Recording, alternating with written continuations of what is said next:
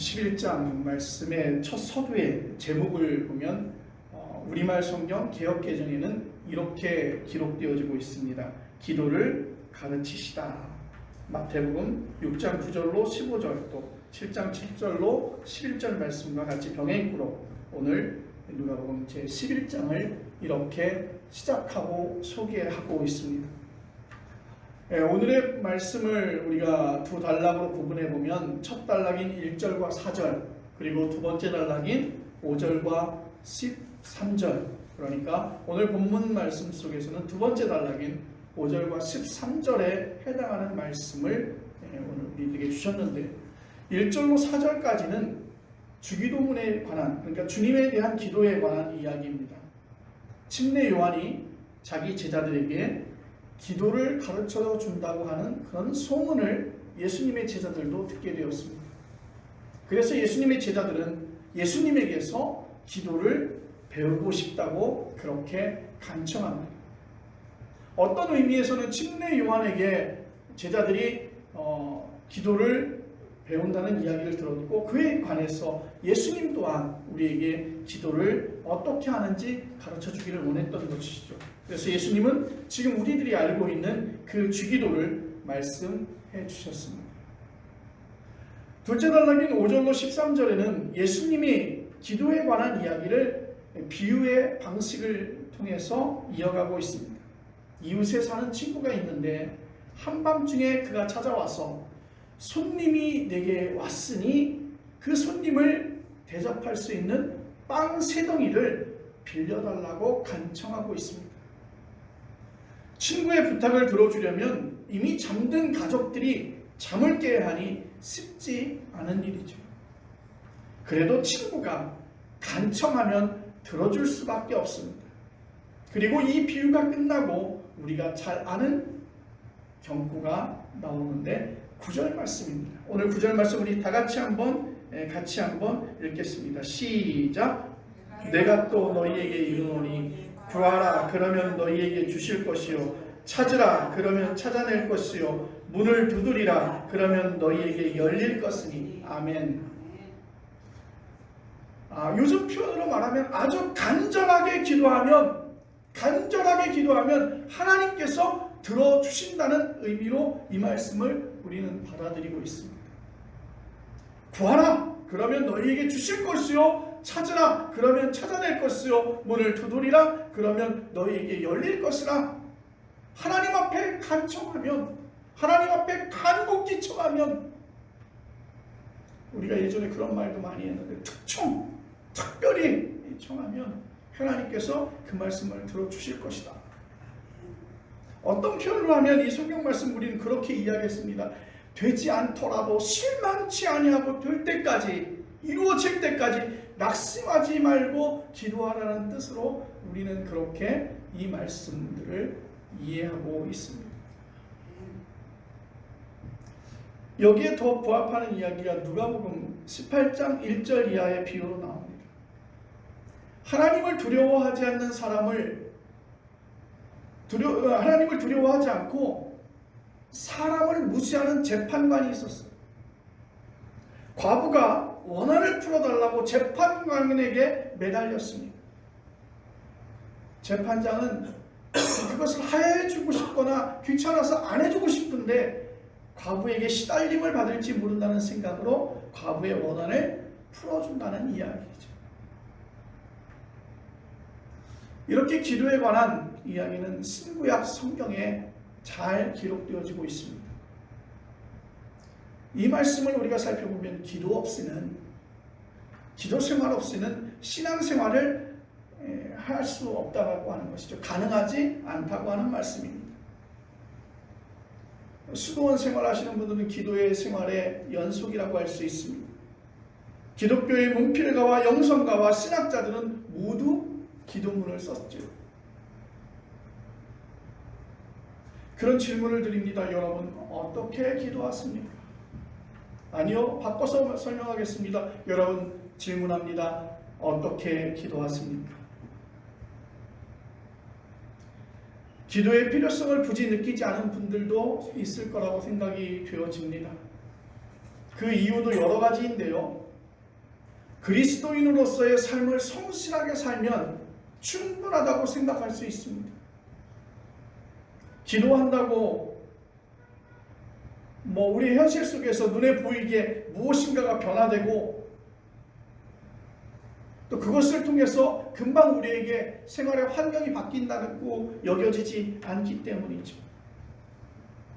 그리고 기도하는 사람을 이렇게 이해하는 사람도 있습니다.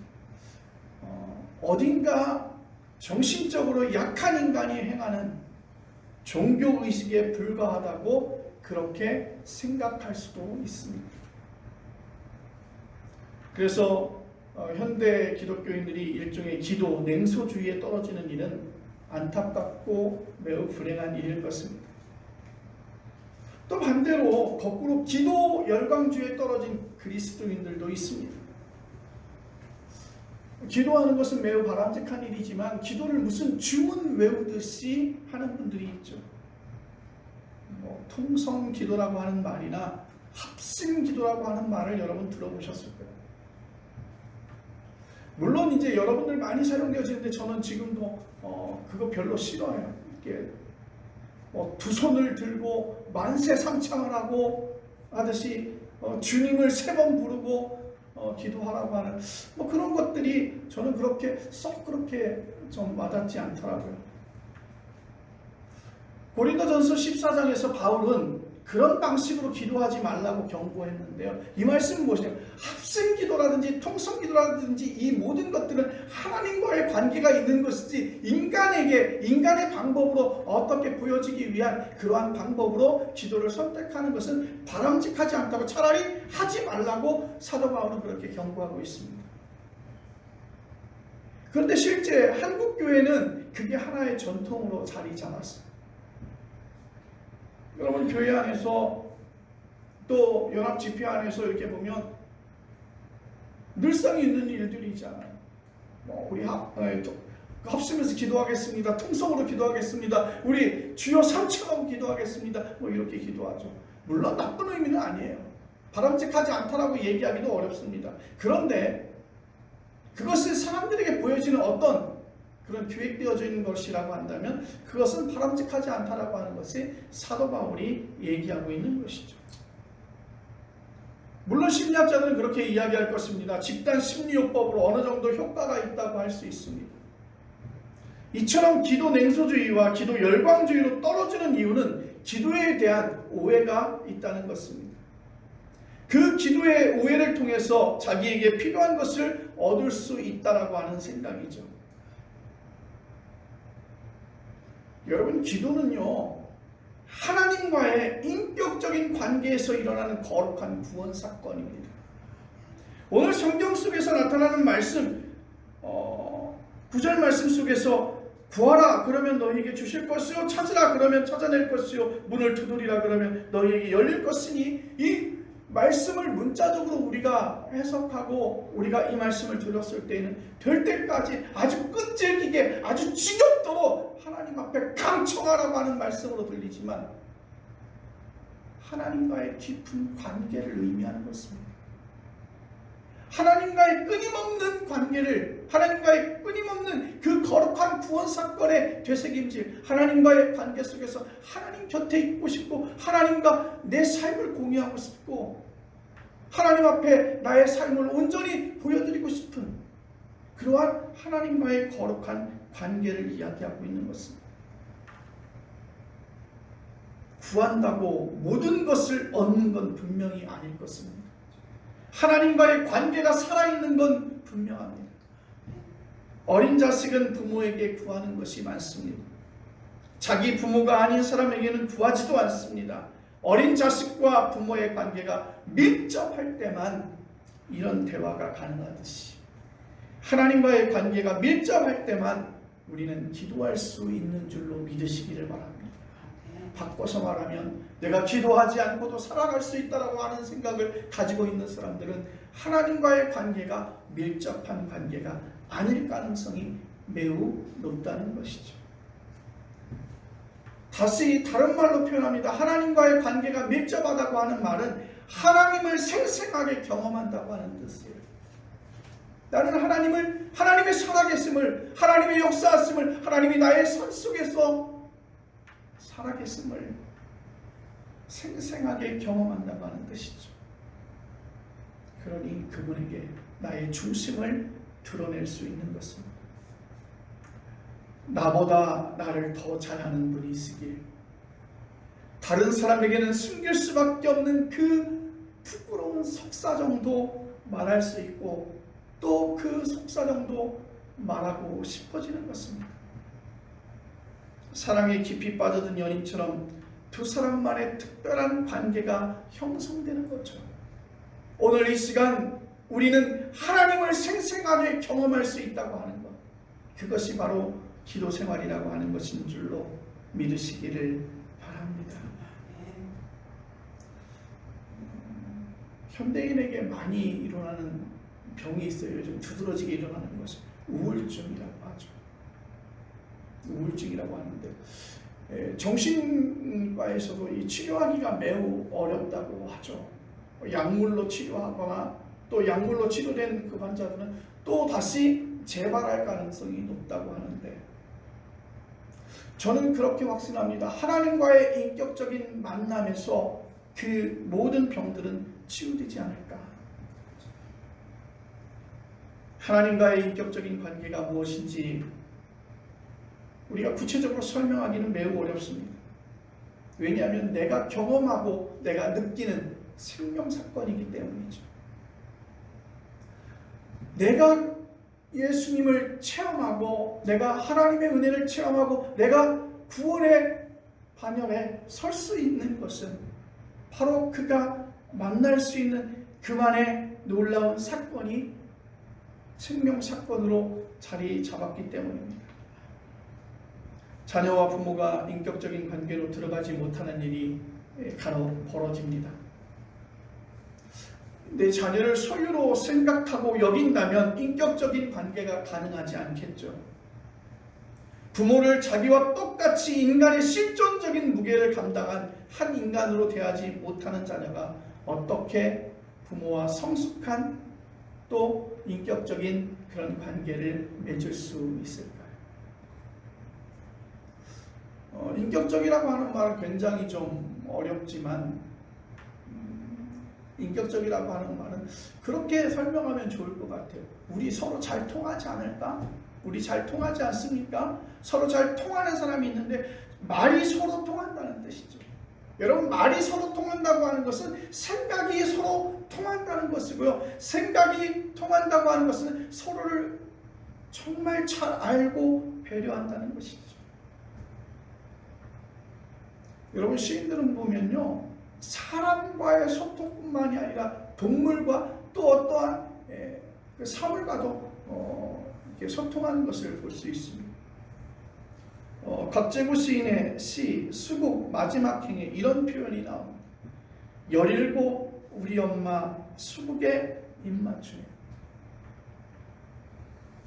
이런 경험이 없다면 삶은 정말 지루하고 무료할 것입니다. 젊어서는 그런 대로 버텨내겠지만 늙으면 점점 자기의 동물 안으로 빠져들게 되는 것이죠. 사랑하는 귀한 성도 여러분, 하나님을 인격적으로 경험하시기를 간절히 축원드립니다. 다른 사람과의 대화가 없어도 괜찮을 정도로 그분과 긴밀히 대화하시기 바랍니다. 현대인이 그런 경험이 없거나 크게 부족하니까 다른 내용의 그러한 어떤 대화들이 많아지고 또 그런 대화를 할 수 없으니까 그리워지고 그런 대화를 할 수 없어지니까 우울증에 걸리는 것 아닐까요? 너무 목마르니까 오염된 물을 마시듯이 오늘 말씀 속에서 우리가 참 쉽지 않은 말씀을 살펴보기를 원하는데, 하나님과의 인격적인 관계가 깊어지는 삶이 쉽지 않습니다. 여러분, 예수 믿는 것이 쉬운 일이 아니잖아요. 내가 구원받은 것이 쉬운 일이 아니잖아요. 정말 기적 같은 일이잖아요. 그런데 실제로 하나님과의 인격적인 관계를 갖고 살아가는 것이 여러분 얼마나 힘든지 아십니까? 하나님 앞에 우리는 그런 기도드려요. 떼쓰는 기도. 그 하나님 앞에 우리가 그렇게 때를 쓰는 일방적인 기도를 할 뿐이지 인격적인 관계로 들어가지 못하는 일도, 또 기도 생활하는 것이 숙제하듯이 자기 만족에 떨어지는 일도 매우 흔하죠. 오늘 본문을 끝까지 읽다가 아주 색다른 문장이 거기 놓인 이유가 바로 여기에 있다는 사실을 우리는 깨닫게 됩니다. 예수님은 기도 이야기 후반부에서 자식과 부모의 관계를 비유로 들었습니다. 생선을 달라는 자식에게 뱀을 주거나 알을 달라는 자식에게 전갈을 주는 부모가 없듯이 하나님 아버지는 우리에게 좋은 것을 주신다고 그렇게 말씀하고 있습니다. 우리가 처음 서두에 말씀드렸던 그 말씀과 서로 같은 말씀이 통하는 그런 맥락의 말씀인데, 마지막 문장에서 갑자기 성령이 나오고 있습니다. 12절 전체를 읽겠습니다. 너희가 악할지라도 좋은 것을 자식에게 줄 줄 알거든 하물며 너희 하늘 아버지께서 구하는 자에게 성령을 주시지 않겠느냐. 이 말씀을 공동번역에서 보면 너희가 악하면서도 자녀에게 좋은 것을 줄 줄 알거든 하늘에 계신 아버지께서야 구하는 사람에게 더 좋은 것, 곧 성령을 주시지 않겠느냐. 그렇게 공동번역은 이 말씀을 우리에게 말하고 있습니다. 자, 병행구인 마태복음 7장 7절로 12절에는 하늘에 계신 너희 아버지께서 구하는 자에게 좋은 것으로 주시지 않겠느냐라고 하는 문장만 나오고 성령이라고 하는 표현은 나오지 않고 있습니다. 그런데 왜 누가복음에서는 그 좋은 것을 성령이라고 표현했을까? 그 좋은 것을 성령이라고 하는 표현을 하고 있습니다.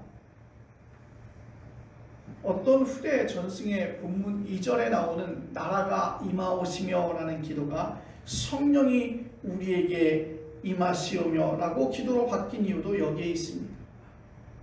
성령이 바로 하나님과의 밀접한 관계를 가능하게 해주는 놀라운 능력이라고 그렇게 생각했습니다. 따라서 그분이 성령을 주신다면 모든 것을, 즉 모든 것 좋은 것을 주시는 것과 같다는 것이죠. 자, 성령을 주시지 않겠느냐라고 하는 말씀에 이어지는 이야기가 귀신의 왕인 바알세불에 관한 것입니다. 예수님 당신은 바알세불의 힘을 의지하는 것 아니냐. 예수님은 바알세불의 힘을 어떻게 악한 귀신을 내어 쫓으면서 당신은 하나님의 손을, 즉 하나님의 성령을 힘입어서 귀신을 쫓아내는 것이라고 그렇게 응수하고 있습니다. 예수님의 반론 마지막 단락에 재미있는 비유가 나옵니다. 더러운 귀신이 사람에게서 나갔다가 다시 그 사람에게 와서 보니 집이 청소되고 수리되었거늘 자기보다 더 악한 귀신 7을 데리고 들어가서 살았다고 합니다. 정복을 찌르는 비유이죠. 마음을 비우고 착하게 살기만 하면 또는 정의롭게 살면 충분하지 예수 믿을 필요가 없다고 말하는 사람들을 종종 봅니다. 과연 그럴까요? 착하게만 살면 공허해서 견디지 못합니다. 그는 이전보다 더 악한 영에 사로잡힐 수 있습니다. 사람은 본질에서 착할 수가 없고 정의로울 수가 없기 때문이죠. 상대적으로 조금 더 착하거나 조금 더 정의로울 뿐입니다. 기독교 교리에 있는 원죄가 그것을 우리에게 가르치고 있습니다. 그리스도인은 마음을 비우고 그리스도인은 착하게 사는 게 아니라 마음에 성령을 채우는 사람들인 줄로 믿으시기를 바랍니다. 내 마음에 가득히 성령을 채우는 사람, 하나님이 주시는 그 좋은 것 성령을 채우는 사람 되어지기를 간절히 바랍니다. 그래서 누가복음을 기록한 이 사람은 오늘 본문의 기도에 관한 전승 마지막 단락에 성령을 주시지 않겠느냐 그렇게 이 말씀을 첨부한 것입니다. 성령을 주시겠다고 하는 말이 무슨 말씀일까요? 13절에 나오는 성령이라고 하는 단어와 24절에 나오는 더러운 귀신이라고 하는 단어가 우리말로는 크게 달라 보이지 않습니다. 헬라어 성경으로 보면 구조가 비슷합니다. 두 단어 모두 핵심은 퓨뉴마라고 하는 말이에요. 성령은 퓨뉴마에 하기오스가 결합되었고 더러운 귀신에게는 아카다르토스가 결합되어져 있습니다. 여기서 퓨뉴마라고 하는 것은 영, 공기, 숨, 기운.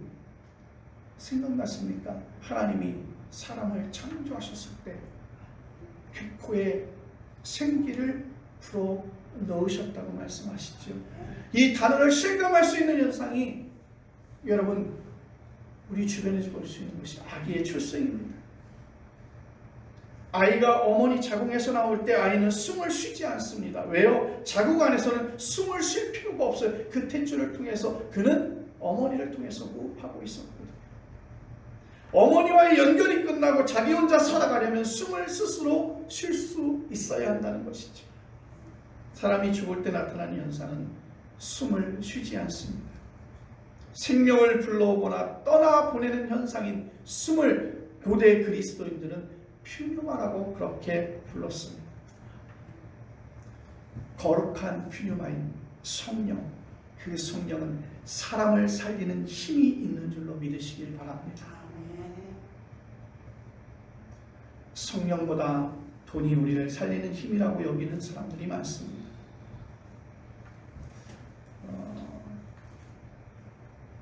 옛날에는 하우스 푸어라고 얘기했죠. 집을 장만해서 모든 영끌이라고 하는 말이 있는데 요즘에 영끌이라고 하는 말이 영혼까지 끌어서 집을 지어서 그 집의 모든 것을 투자하는 사람을 우리는 하우스 푸어라고 했는데 요즘에는 카 푸어라고 하는 말이 있다고 합니다. 고급 승용차에 목숨을 겁니다. 자기 수입을 승용차 운영에 대부분 쏟아붓는 사람들을 가리키고 있는데요. 어떤 이들은 백화점 순례를 손에 꼽습니다. 외모의 삶에 모든 에너지를 쏟기도 합니다. 책을 읽기에 삶을 경험하기도 합니다. 정원 가꾸기에 자기 목숨을 걸기도 합니다. 그런데 이런 예를 들자면요, 끝이 없어요. 사실 좀 창피한 얘기지만 요즘 한 3개월 동안 계속 제가 보고 있는 게 있어요. 어느 날 그런 생각을 가졌어요. 열차로 좀 멀리 가서 자전거를 좀 탔으면 좋겠다 이런 생각을 갖게 되니까 그러면 자전거를 좀 접을 수 있는 자전거가 없을까? 근데 잘 접히는 자전거가 이렇게 소지할 수 있고 파지할 수 있는 자전거가 없을까 생각하다 보니까 브롬톤이라고 하는 자전거가 있는데 브롬톤 자전거가 미니벨로이지만 굉장히 가격대가 비싸요. 600만 원, 700만 원. 가장 싼 것도 300만 원, 400만 원대예요. 그런데 이제 브롬톤의 이 접는 기술이 특허가 끝이 나서 이제는 일반 다른 회사에서도 유사 브롬톤 접는 방식을 비슷하게 만든 그런 것들이 나오는데 요즘에 계속 자꾸만 그걸 보고 있어요. 아내한테 질타도 받긴 하는데 어떤 거에 관심을 가지고 계속 보게 되면 그 관심이요 그것을 끝이 나는 게 아니더라고요. 그걸 한 번 보고 소유하거나 아니면 한 번 보고 있었으면 2번 보게 되고 3번 보게 되고 자꾸만 그것을 바라보게 되는데 한 번 시작하면 끝이 없어요. 여러분 좋은 수용차를 사게 되면 그 수용차를 사고 끝이 나는 게 아니라 백화점에 가서 좋은 물건을 사게 되면 그것을 끝이 나는 게 아니에요. 요즘에 우리 부의 상징으로 여성들이 백을 얘기하죠. 400만 원, 500만 원, 1000만 원, 2000만 원 가는 그런 고가의 백들이 있어요. 그런데 그거 가지고 있는 사람들 보세요. 그거 하나만 가지고 있는 거 아니에요. 그 집에 가보면 그 백이 여러 종류로 아주 많이 있어요. 그래서 그것만 갖는 것이 아니죠. 제 친구 목사님 이렇게 색스폰 불고 있는데 가보면 부는 색스폰만 있는 게 아니에요. 테너 색스폰도 있고 소프라노 색스폰도 있고 또 조금 거기서 왜 필요한 어떠한 것들이 있다면 이렇게 사드리게 되죠. 가만히 보니까 이렇게 우리의 삶을 충실하게 즐겁게 살아가는 사람에게 무엇인가가 시작이 되어지면 그것이 끝을 보게 되면, 단절되어지게 되면, 소유하게 되면, 생각하게 되면 끝이 나면 좋은데 그 다음 것들이 이렇게 기다려져 있어. 이렇게 모든 것에 관심을 가지고 있으면 과연 성령이 필요할까? 이런 생각도 갖습니다. 그러나 성령만이 우리를 생명 충만하게 하는 줄로 믿으시기를 바랍니다. 일상에서 벌어지는 일들이 아무리 재미있어도 그것으로 우리를 만족할 수 없다는 것입니다. 우리의 영혼에 쓰면은 그런 재미있는 그 무엇으로 채울 수가 없다는 것입니다. 그거 한번 타보고 싶어요. 세계 일주할 수 있는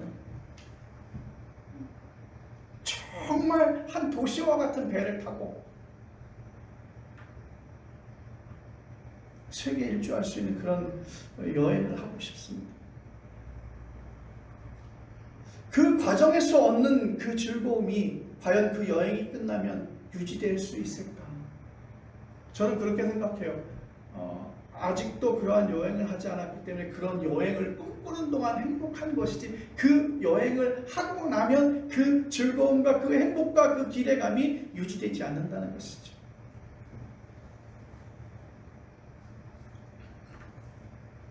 우리가 일상의 즐거움에 만족하지 못하는 핵심적인 이유는 죽음의 그림자가 우리를 따라다니기 때문입니다. 일상에서 엄청나게 즐거운 순간을 보냈다고 하더라도 그는 혼자 숨을 쉬어야 하고, 혼자 걸어야 하고, 혼자서 자리에 누워야 합니다. 결국은 혼자서 죽음의 문을 통과해야 된다는 것이죠. 그 사실을 의식하면서 사는 사람이 있고 의식하지 않는 사람이 있을 뿐입니다. 의식한다고 해서 저절로 해결되지는 않겠지만 최소한 의식하는 사람이 의식하지 않는 사람보다는 삶을 훨씬 더 풍요롭게 누릴 것입니다. 그래서 로마인들은 만나면 그렇게 말한다고 하죠. 메멘토 모리, 죽음을 기억하라. 언젠가 내게는 죽음이 임하는데 너의 모든 삶의 기준 속에서 살아가면서 그 죽음을 기억하라고. 지난 주간에 선교사로 다시 세 번째 삶을 준비하고 있는 선교사님을 뵀어요.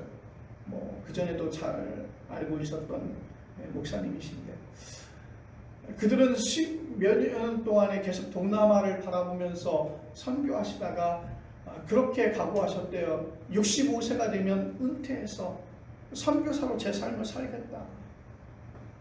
여러분, 65세가 되면 자기의 삶을 준비하고 마무리할 수 있는 것에 대한 것에 집착하게 되죠. 그런데 다시 은퇴 후 선교사로 다시 가고자 제 세 번째 삶을 준비한다고 하는데, 그게 얼마나 어려운 일일까요? 아마도 그 선교사님은 당신의 마지막 그날 그 장면을 아마도 생각하지 않을까요? 주님 앞에 서는 그날에 나는 주님 앞에서 이렇게 살아왔습니다 라고 그렇게 말할 수 있는 그러한 일들을 하기 위해서 그렇게 은퇴 후에 선교사로 파송되기를 원하며 준비하는 것을, 여러분, 우리들의 삶의 마지막 순간, 메멘토 모리, 십자가에서 마지막으로 아버지 내 영혼을 아버지 손에 부탁하나이다, 그렇게 말씀하신 예수님의 고백을 흉내라도 낼 준비를 우리가 해야 되지 않겠습니까? 사랑하는 성도 여러분, 우리 모두는 죽음 앞에 서야 합니다. 우리는 그 죽음 앞에서 어떤 분은 준비된 분들도 있을 것입니다. 어떤 분들은 생각하기도 싫으신 분들이 있을 것입니다.